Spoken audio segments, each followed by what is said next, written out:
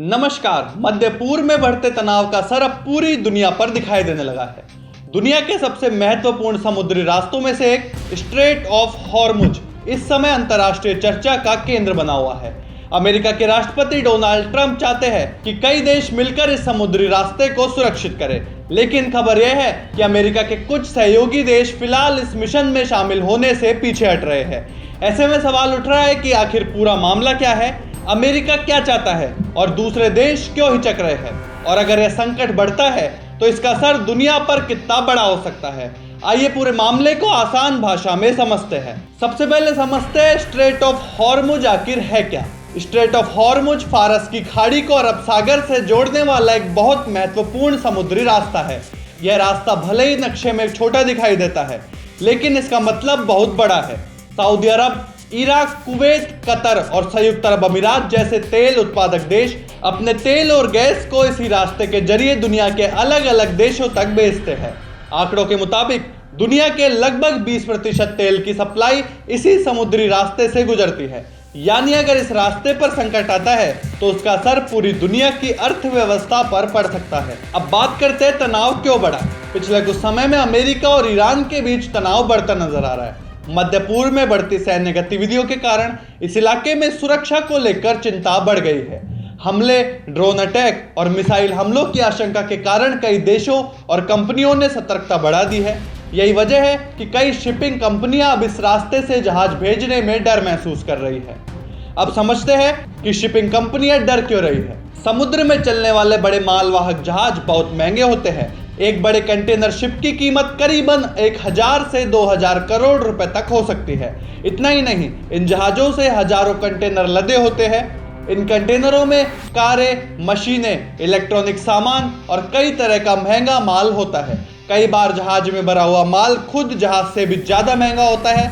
ऐसे में अगर गलती से भी कोई मिसाइल हमला या ड्रोन हमला हो जाए तो पूरा जहाज कुछ ही मिनटों में तबाह हो सकता है। इससे शिपिंग कंपनियों को हजारों करोड़ रुपए का नुकसान हो सकता है। इसी खतरे को देखते हुए कई कंपनियां फिलहाल इस रास्ते से जहाज भेजने से बच रही है।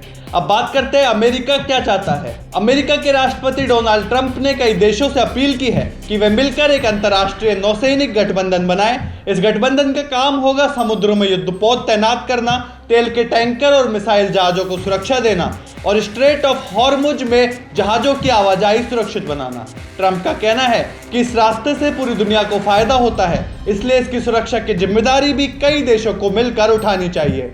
अब सवाल है कि अमेरिका ने किन देशों से मदद मांगी है। अमेरिका ने कई बड़े देशों से इस मिशन में शामिल होने की अपील की है। इसमें शामिल है Japan, Australia, United kingdom, France, China और साउथ कोरिया। अमेरिका चाहता है कि ये देश अपने युद्धपोत भेजे और इस समुद्री रास्ते की सुरक्षा में मदद करे। लेकिन अब खबर यह है कि कुछ देश फिलहाल इस मिशन में शामिल होने से पीछे हट रहे हैं। जापान और ऑस्ट्रेलिया ने कहा है कि यह अभी इस इलाके में अपने नौसेना जहाज भेजने की योजना नहीं बना रहे हैं। जापान का कहना है कि उसके संविधान और सुरक्षा नीति के कारण वह सीधे सैन्य मिशन में शामिल होने के मामले में सावधानी बरतता है। वहीं ऑस्ट्रेलिया ने भी कहा है कि वह स्थिति पर नजर रख रहा है, लेकिन अभी कोई फैसला नहीं लिया गया है। अगर स्ट्रेट ऑफ हॉर्मुज में तनाव बढ़ता है तो इसका असर पूरी दुनिया पर पड़ सकता है। सबसे पहले असर तेल की कीमतों पर पड़ेगा, क्योंकि दुनिया का बड़ा हिस्सा इसी रास्ते से तेल आयात करता है। और अगर सप्लाई प्रभावित होती है तो अंतर्राष्ट्रीय बाजार में तेल की कीमतें तेजी से बढ़ सकती है।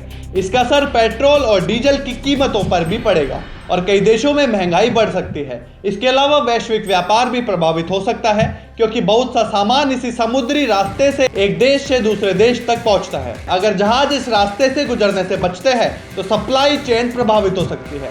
फिलहाल स्थिति यह है कि अमेरिका चाहता है कि कई देश मिलकर इस महत्वपूर्ण समुद्री रास्ते की सुरक्षा करें, लेकिन कुछ देशों के पीछे हटने से यह सवाल खड़ा हो गया है कि क्या अमेरिका को यह जिम्मेदारी काफी हद तक अकेले ही निभानी पड़ेगी। अब पूरी दुनिया की नजर आने वाले दिनों पर है।